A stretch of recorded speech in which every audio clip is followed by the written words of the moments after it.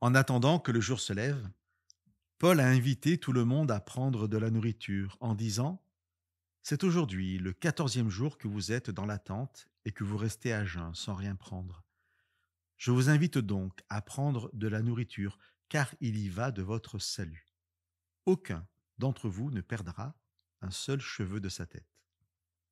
Après avoir dit cela, il a pris du pain, il a rendu grâce à Dieu devant tous, puis il l'a rompu et s'est mis à manger. Alors, reprenant courage, tous ont pris de la nourriture. Nous étions dans le bateau 276 personnes en tout. Quand tous ont eu assez mangé, ils ont allégé le bateau en jetant le blé à la mer.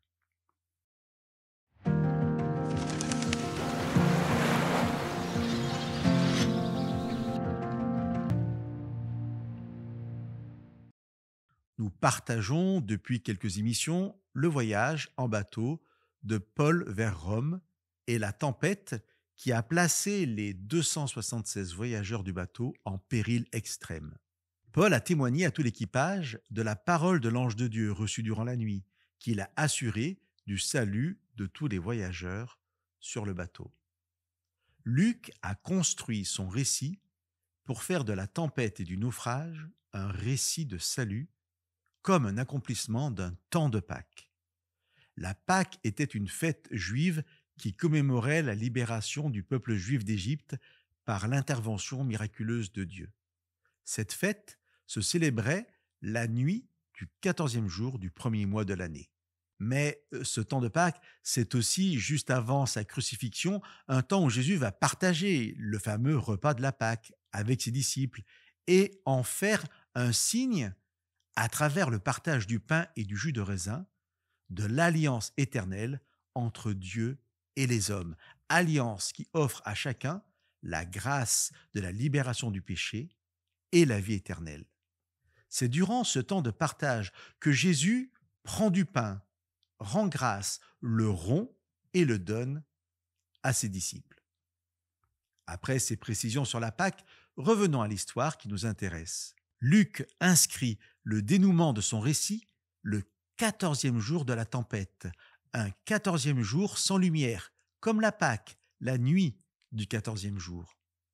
Mais au-delà de ce premier indice, l'annonce de Paul qu'aucun ne périra se concrétise par l'invitation de Paul à ce que chacun prenne de la nourriture. Et nous retrouvons exécutés par Paul les 4 mêmes gestes que pour la scène avec Jésus. Luc écrit: Paul a pris du pain, il a rendu grâce à Dieu devant tous, puis il l'a rompu et s'est mis à manger. Alors, reprenant courage, tous ont pris de la nourriture. La seule différence avec le récit de la scène est qu'ici, ce n'est pas le représentant de Dieu qui donne le pain, mais chacun doit prendre lui-même sa part. Chers amis, la parole de Dieu m'enseigne, à travers cette histoire du livre des Actes, que si Dieu ne m'accorde pas toujours de réponse au pourquoi de mes tempêtes, il a pourvu à la victoire sur la plus grande des épreuves, sur la mort elle-même, grâce à Jésus-Christ. Accomplissement de la Pâque, symbolisé dans le texte par Paul qui rompt et bénit le pain. Prenons aujourd'hui notre part de pain et acceptons de ne pas périr dans la tempête. Que Dieu vous bénisse.